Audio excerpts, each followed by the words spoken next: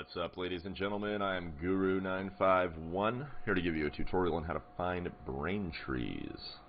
First of all, what is a brain tree? A brain tree is a fungus. It is a tree, and it looks like it has brains on the end of it. When you find a brain tree, you will find about 200 to 500 of them on one location, and you can mine materials off them, high-grade materials at that, and in quite the abundance. Basically, what's happening is the trees are extracting the minerals or materials that are already existing on the moon, and they come out in little nodes which you shoot off with your SRV and collect. They are obviously very good for engineering as well as for many of the different synthesis functions, such as FSD boosting. Another thing about brain trees, fungus trees, or guardian trees, is that they only exist near guardian structures or ruins. They will not be on the same body as a guardian structure or ruin, however they may be in the same system. If they're not in the same system, then that means they are somewhere within 100 light years of you. So if you locate brain trees, it is significant because that means you're in the vicinity of something major such as a guardian structure or ruin, and you should start scouring the systems around you. There's a whole nother level of finding guardian structures or ruins, but I can only tell you that if you are within 1,000 light seconds of the body which the guardian structure or ruin is on, and you do not have that body targeted, it will show up in your navigation as being a guardian structure or ruin on whatever moon it is on. So keep it untargeted when you're flying past these moons, and make sure to keep a sharp eye on your navigation to see if it pops up. Next thing, where to find the brain trees. Where to find the brain trees? Well, first and foremost, you're going to need a body that is both volcanic. This one is volcanism, is iron magma. It could be any variation of volcanism as long as it's volcanic. You also need a surface temperature between 200K and 500K. This one is 226K, which is perfect. Pretty much, as far as we understand, all the organics in the game, such as brain trees, space pumpkins, and bark mounds, require a surface temperature between 200K and 500K, and also require that the body be volcanic. So with that being said, this is perfect. Size, when it comes to locating brain trees, is not super important, but typically when searching a body, you want to keep the body about 1,000 kilometers or below. 500 would be a beautiful, beautiful size.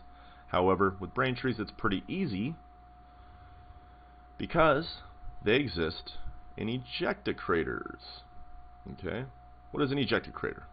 It's got a very distinct rim. It's got very pronounced lines, most of the time coming out of the edges. These are called ejection lines or ejecta lines. Basically flat on the inside, very distinct rim, lines shooting out of it. Now, it's not always the case with the lines, because you can see here, that here is an ejecta crater, but you don't see the lines because it's very small. However, it will have a very flat bottom and a very distinct rim, unlike, say, this bowl crater, that bowl crater, dish craters or common craters, standard craters, I believe they might be called. So, ejecta crater. If there are brain trees on this moon, they are going to be in this ejecta crater. After I locate them there, I can then search the lines surrounding the ejecta crater. You'll find them many times there. As well as at that point, you search the rest of the ejecta craters, and might as well go ahead and search some bowl craters or dish craters once you're done with that, because there is a good chance.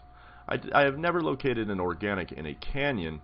However, that's not to say that they don't exist in canyons. It's always worth a shot.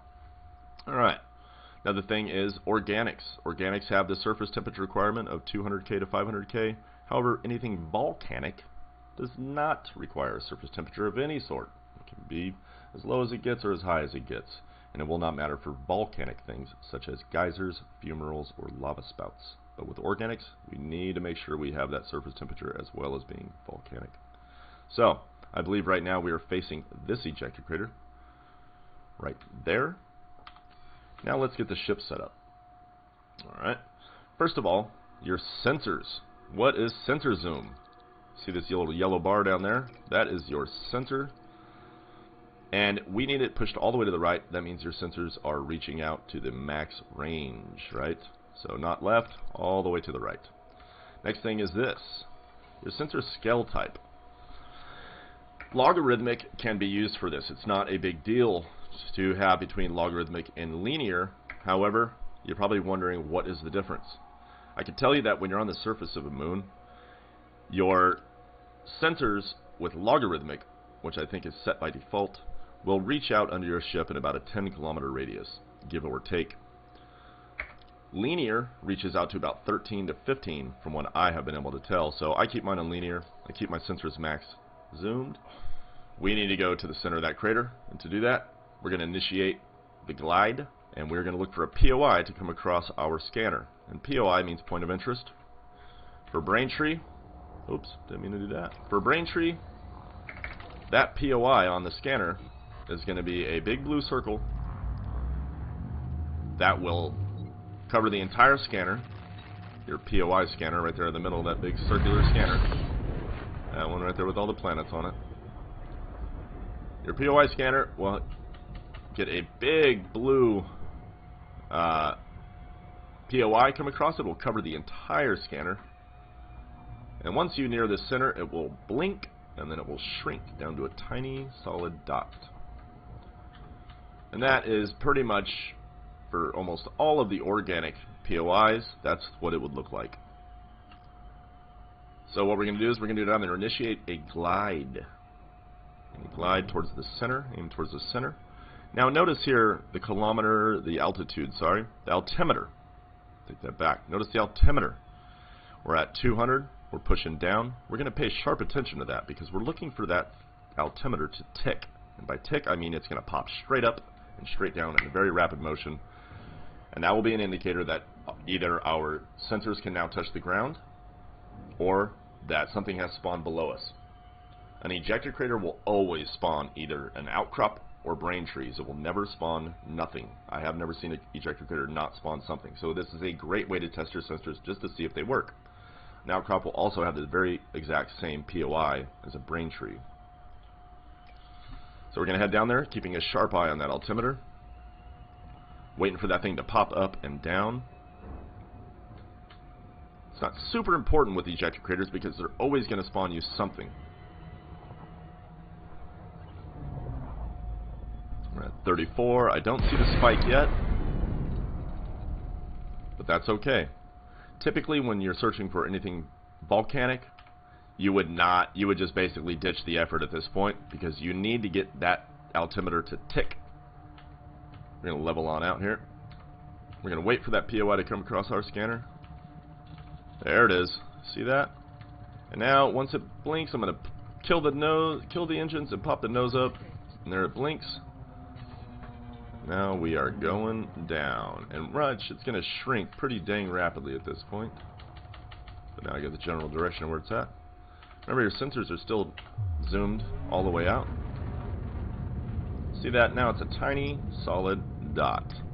Now at this point what I'm going to do is I'm going to actually zoom my sensors all the way in. And it's going to increase the size of that dot. That way I can get a very exact position on it.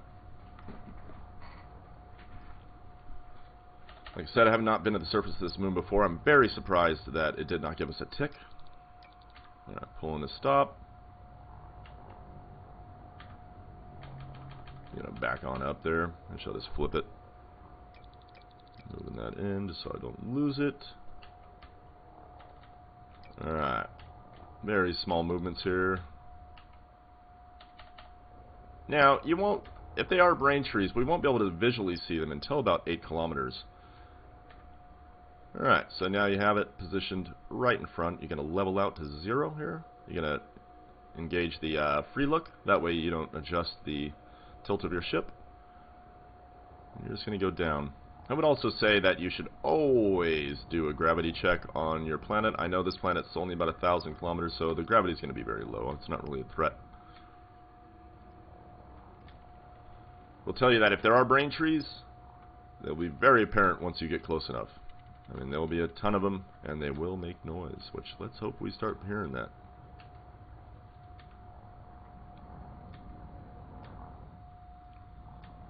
This is a great way to test your sensors because you will always get a POI out of an ejector crater.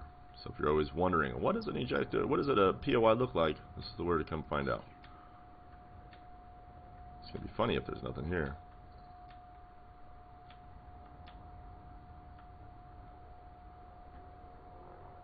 Hey, look at that. zooming my sensors all the way out again. Alright, ladies and gentlemen, we did it. We located brain trees. Do you hear that?